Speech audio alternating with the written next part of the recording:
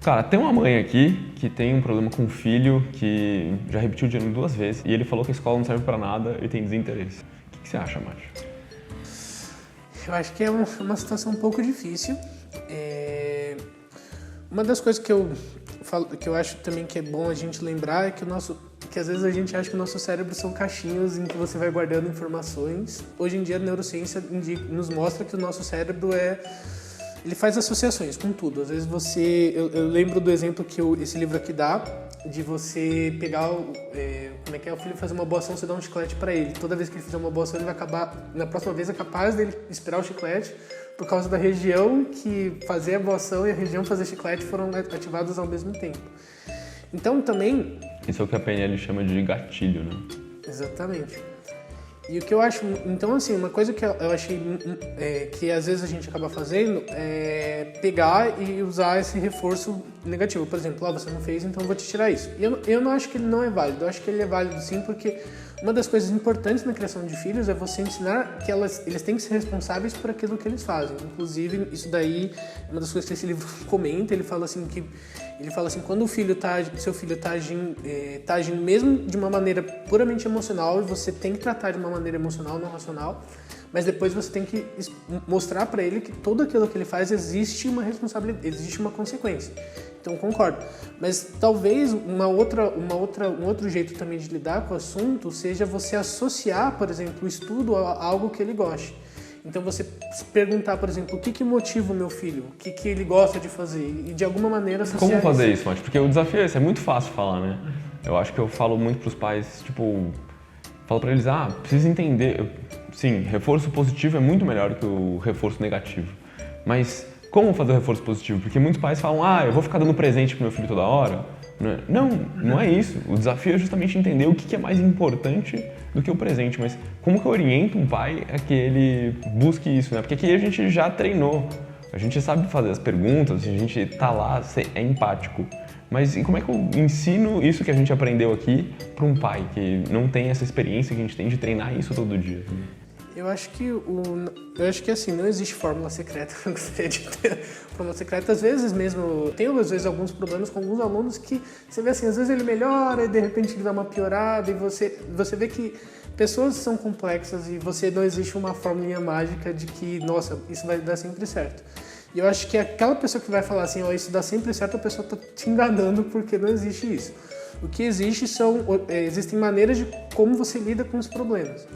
E uma das maneiras que a gente aprende aqui na Piva, e eu acho que o livro do Dale Carnegie, que é How to Win Friends and Influence People, ou Como Fazer Amigos e Influenciar Pessoas, eu acho que ele fala muito sobre essa questão de que você tem que escutar a pessoa e você tem que entender aquilo que de fato a pessoa quer.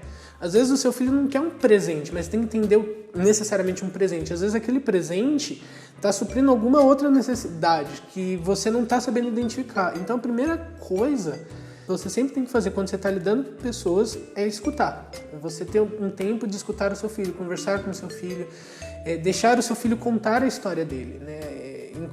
O livro O Cérebro da Criança fala muito da importância disso, de você parar e deixar o seu filho contar a história dele. Até mesmo, por exemplo, se for uma história traumática. Um dos primeiros exemplos desse livro, inclusive, é um garoto de 2 anos que estava com a babá teve um problema, sofreu um acidente de carro. Quando a mãe chega, o menino está chorando, porque tudo que ele identificou foi que a babá estava longe.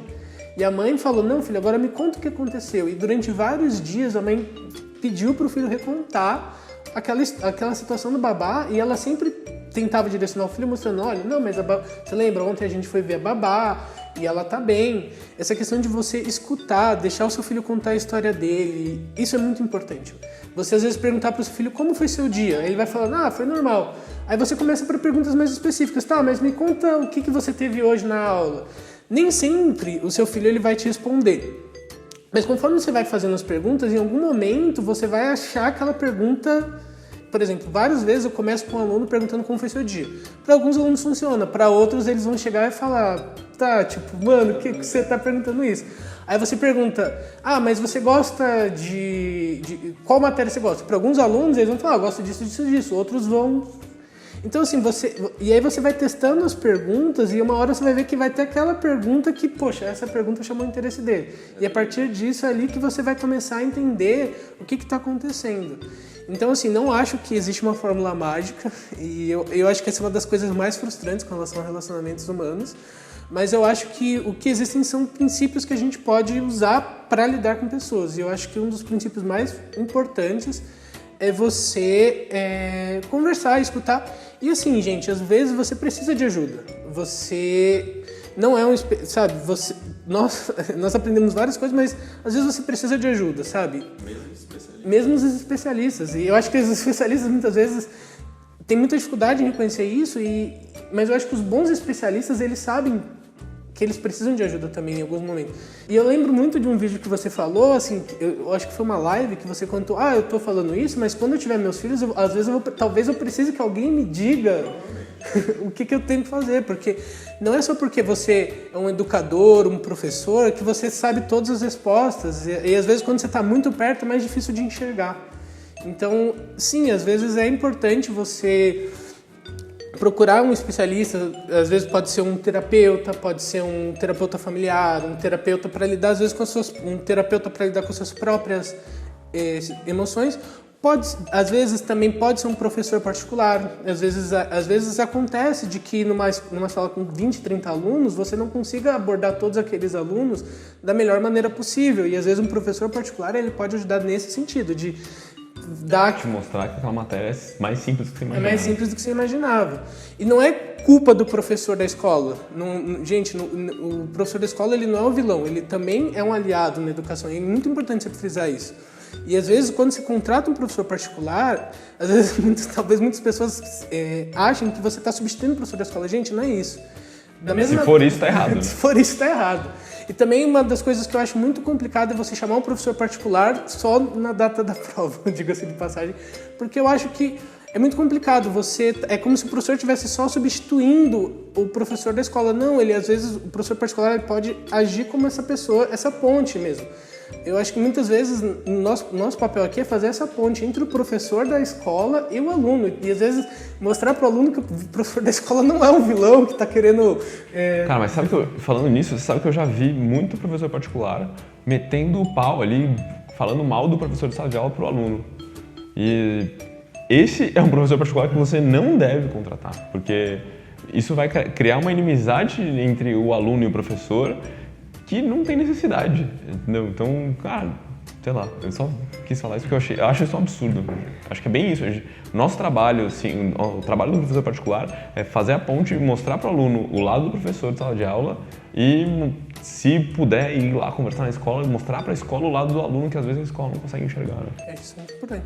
E às vezes, gente, sim, tem alguns alunos que vão precisar de professor particular em um ponto, tem alunos que nunca vão precisar de professor particular e tem alunos que vão precisar de um professor particular por mais tempo. Acontece, cada pessoa tem a sua trajetória e você tem que entender que mesmo a escola tem suas limitações, o professor particular tem suas limitações, tudo tem suas limitações. Não existe solução perfeita que resolva todos os problemas do mundo.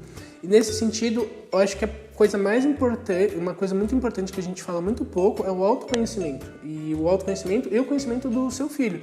Então, às vezes, você tem que parar, você parar 20 minutos e refletir sobre você, o que você está fazendo, e tentar se conhecer, às vezes, ir para um terapeuta e pedir ajuda para se autoconhecer, essa trajetória do autoconhecimento é muito fundamental. Porque quando você entende o seu problema, a sua situação e o que você está passando, que você vai conseguir distinguir melhor aquilo que vai funcionar melhor para você.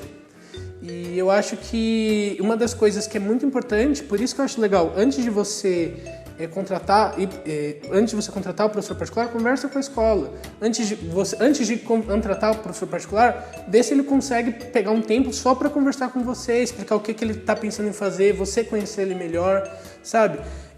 O Bruno aqui, eu já perdi as contas de quantas vezes ele vem atender pais, alguns pais viram clientes, outros não, mas não é isso que importa, às vezes aqui não é a melhor solução para aquele pai, e você conversar é importante até mesmo para você entender isso, se é a melhor solução, se não é a melhor solução, e eu acho que é isso que às vezes a gente quer, soluções rápidas no nosso mundo, né? Porque tudo tem que ser rápido, tudo tem que ser pronto, e eu acho que não é por aí, eu acho que você tem que às vezes parar esse tempo, 10, 20 minutos que seja, e pensar e refletir, tentar fazer essa trajetória pessoal.